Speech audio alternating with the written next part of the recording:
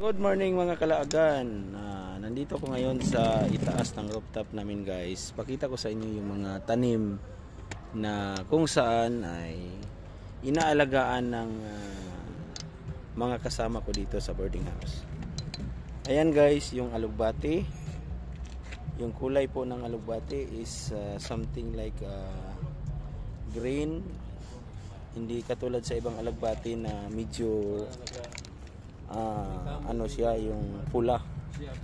So ito naman yung isa, ano to guys, yung okra. Ayan mga kalaagan. So mayroong mga tinatanim dito sa itaas ng boarding house na nagawan pa rin ng paraan kahit pa paano. Yan, alugbati. Ito naman yung kamuti.